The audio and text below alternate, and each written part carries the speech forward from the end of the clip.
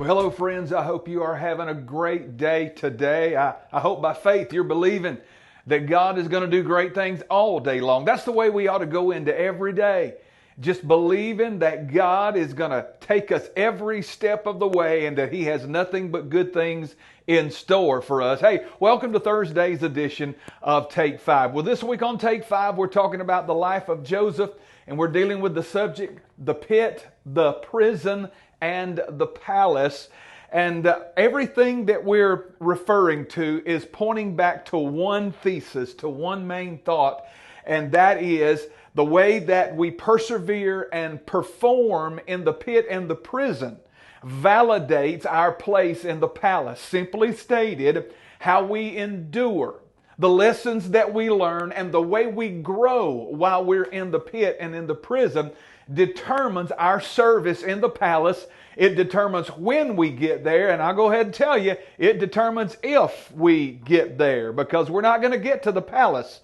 We're not going to get to that place of that dream being fulfilled if we don't learn all of the lessons that we're supposed to learn while we're in the pit and while we're in the prison. Joseph is such a great example to follow because he did that. He learned everything that he should have learned. He served well while he was in the pit and in the prison. His character was awesome while he was there. And because of that, he saw the fulfillment of that dream, and he served in the palace just like God had told him he would through those dreams. Now, don't forget, when we mention the word dream, knowing that Joseph was a dreamer, when we talk about dream, we're not just talking about just the dreams that we have. I know some are spiritual, but a lot of times dreams we have aren't.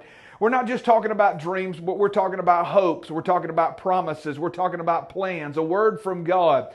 All of this that we have that's out there in front of us, we'll get to it if we endure the pit and the prison correctly. That's the whole thing about this entire message, is enduring the pit and the prison correctly so that we can get to the palace. Now, we've already talked about making sure that we beware the dream killers, those haters, liars, and forgetters that do everything that they can to separate you from your God-given dream. You've got to hold on to it, and you've got to believe through all of those things, and you've got to have the right attitude through all the haters and the liars and forgetters. And then we got to point 2 we started yesterday, and that is simply this: you may lose your coat, but don't lose your character. Now that's important right there. That's really maybe the most important point in this whole thing. If you lose your coat, that's one thing, but do not lose your character. And we learned that there are 3 things that are necessary for us, or at least we're learning about 3 things that are necessary for us. We learned yesterday the first one was to serve with excellence. Wherever you are, whatever's going on, regardless of how bad it is or how long you're waiting, serve with excellence, because that determines your place in the palace. Number 2 today is this: maintain your integrity. Do not lose your integrity while you're in the pit and while you're in the prison. Regardless of what you're going through, regardless of the accusations, regardless of everything that happens, do not lose your integrity. Even when sin tries to tempt you and say, hey, come on, you haven't got to that dream yet. God must have forgotten about you. Don't lose your integrity. It's a waiting game, my friend, and you've got to endure with integrity. You lost your coat, but do not lose your character in the midst of this. Now, Joseph was a prime example of this. He was a man of absolute morality and purity. He was so spotless that they had to make up stuff about him.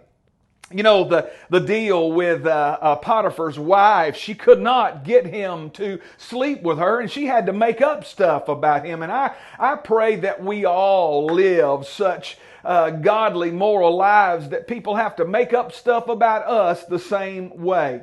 I want to read real quick and give you some of the details that was happening there while these accusations from Potiphar's wife was going on. The Bible said that Joseph was handsome in form and in appearance. He's a good-looking guy, robust and strong, well-built, good-looking man. And after a time, his master's wife cast her eyes on Joseph and said, "Lie with me."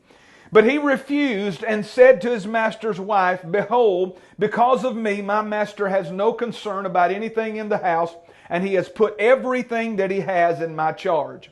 He is not greater in this house than I am, nor has he kept back anything from me except you, because you're his wife. How then can I do this great wickedness and sin against God? And as she spoke to Joseph day after day, he would not listen to her to lie beside her or be with her. Can you imagine the internal battle that this young man must be going through? He's in his early 20s now, and she is coming on to him day after day after day, trying to get him to give in. But he knows what's in front of him, and that's the most important thing. And he also realizes ultimately he's trying to please God more than anybody else. Now, no doubt he probably thought to himself, I'm a slave. I'm in a foreign country against my will. Life has not gone as I planned it. My dream hasn't come to pass yet, so why don't I lose my morals too? Life's tough, so why don't I get some pleasure out of this thing? Who would care? Who would know? And besides all of this, if I befriended the boss's wife, I even might get some more promotion. He may have thought all of that, but Joseph did not do any of that because he chose not to let the disappointment he was in justify any disobedience against his master or against his God. He maintained his standard of purity and moral integrity because he was loyal to Potiphar and he was in love with his God. You remember what the verse said? He told that man's wife, how can I do this great wickedness and sin against God? That was more important to him than anything. He didn't want to sin against God. Nobody would have known what he was doing in this bad situation, and probably no one would have blamed him for doing it. But he said, God knows, God sees, and I don't want to displease God. I love him too much. He's done too much for me. So even in the midst of this 13-year waiting spell that Joseph is in, dealing with dream killers, liars, haters, forgetters, and everything that you could imagine, dealing with all of that, he chooses to maintain his integrity and hold up morality and holiness before God because he values his relationship with God more than anything else.